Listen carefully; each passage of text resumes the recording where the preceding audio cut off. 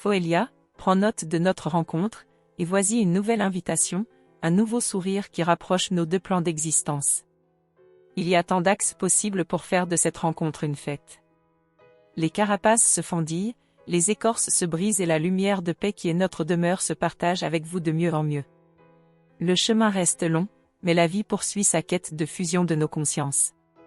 Notre conscience galactique, tournée vers l'unité, et votre conscience soltérienne, vêtue de tant de dualité.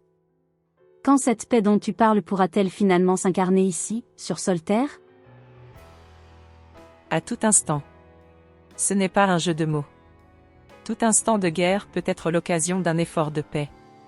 Avez-vous compris que la paix est l'acte par lequel la guerre prend fin?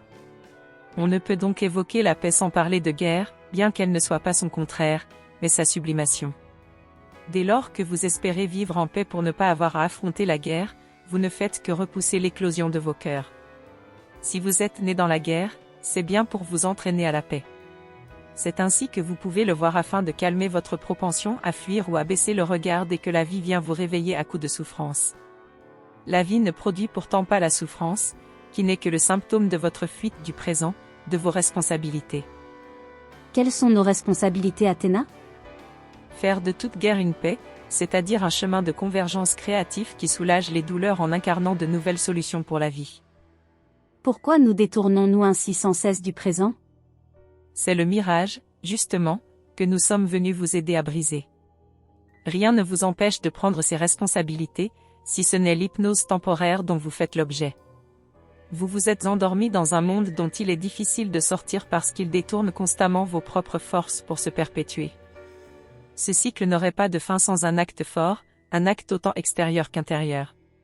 Et ces deux chemins s'unissent dans ce but. Cette illusion, vous l'appelez la Maya, ou la matrice, ou plus justement encore pourriez-vous la nommer la patrice, parce qu'il s'agit bien plus d'une bulle de violence où la brutalité masculine a été entretenue pour déséquilibrer ce qui, au départ, pouvait être une douce matrice. Un stade de développement pour les âmes en quête de conscience et d'amour. C'est ce détournement que vous devez comprendre un peu mieux aujourd'hui. Je n'ai pas à vous conter une histoire de plus, mais à faire remonter une prise de conscience qui, un jour, vous paraîtra tellement banale. L'état délabré de ce monde est certes dû à l'action de forces intelligentes, puissantes et très conscientes d'elles-mêmes. Et c'est bien grâce à cet état de délabrement que votre planète permet un enseignement si unique. Venir y tailler une brèche pour que le mouvement naturel de la vie, qui va de la guerre à la paix, puisse y reprendre son cours, est une aventure à part entière, que vous avez choisi de vivre. Que cela vous revienne en mémoire. Vous n'avez pas à attendre la paix, puisque vous êtes justement venu pour la faire naître. Passez du regard duel, qui oppose, qui accuse, au regard unifié qui propose, qui réconcilie. Le grand adversaire adore être accusé, être haï, être désigné comme bourreau, puisque c'est avec cette énergie-là qu'il maintient sa patrice, et y fait régner sa loi. Comment vous faire comprendre ça plus clairement? Il n'attend que ça que vous le désigniez comme coupable. Il vous tend cette invitation à chaque instant, et vous y succombez presque à chaque fois. Presque. Quand vous n'y succombez pas, c'est que vous incarnez le futur pacifié. La paix n'est pas un état stable. La paix est toujours dynamique puisqu'il lui faut une guerre à transformer. C'est cet état dynamique que je vous invite à conquérir. Vous surprendrais-je si je vous proposais, non pas de craindre la prochaine guerre, mais de l'attendre avec beaucoup d'intérêt? Ne serait-ce pas là le seuil magique à partir duquel peut commencer à entrer en jeu ce pourquoi vous êtes venu? Construire la paix. Cela ne vous rappelle-t-il rien? Je m'adresse à vos âmes, pour leur ôter un voile dont elles ont peut-être dû s'habiller jusqu'à présent. Et mes mots sont valables pour toutes les guerres, des plus intimes aux plus visibles. Peut-on imposer la paix? Non. C'est la paix elle-même qui s'invite, par sa nature, lorsqu'on s'en fait le canal. Aucune force opposée à une autre n'invite la paix. Peut-on se battre pour la paix? Non. Parce que la paix n'a pas à être défendue. Sa nature dynamique la laisse insaisissable. Peut-on se situer au-delà de tout parti pris? Non.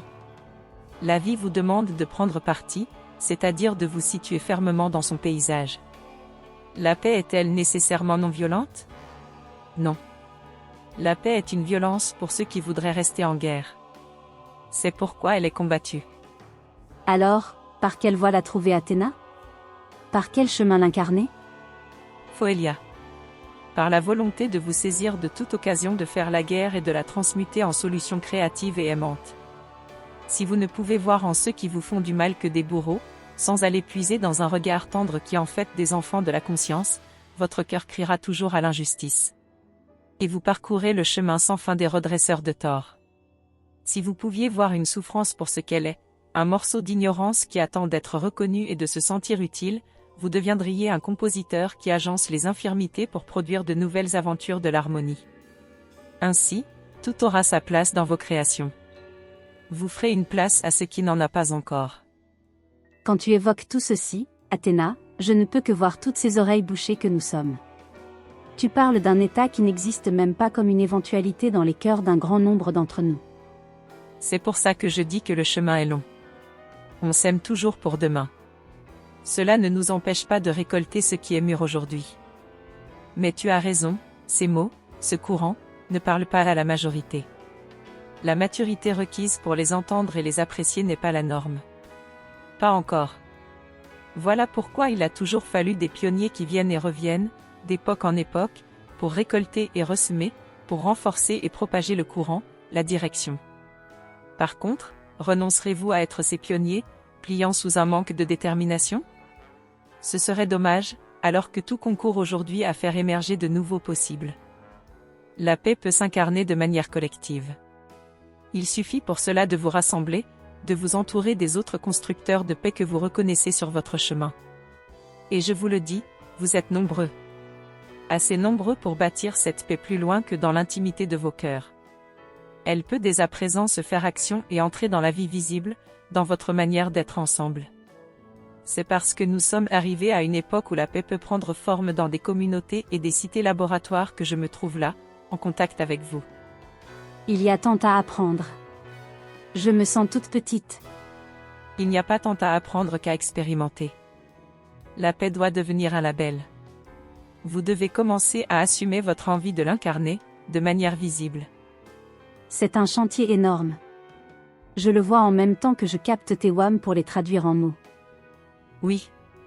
La paix concerne tous les domaines de vos vies. C'est ça qui peut sembler énorme, parce que tout peut changer, et tout va changer. Acceptez que cela prenne du temps. Vous avez 2000 ans pour mettre en place les canaux de paix dans l'ensemble de votre conscience humaine et dans votre manière d'être ensemble.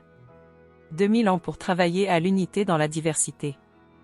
La durée d'une petite vie ne vous permet pas d'embrasser la beauté de ce plan. C'est pourquoi je vous invite à vous décaler. Même sans encore pouvoir le voir, pouvez-vous dire, je travaille à un projet qui dépasse la durée de ma petite vie? Il vous sera beaucoup plus doux de pouvoir ainsi vous décaler.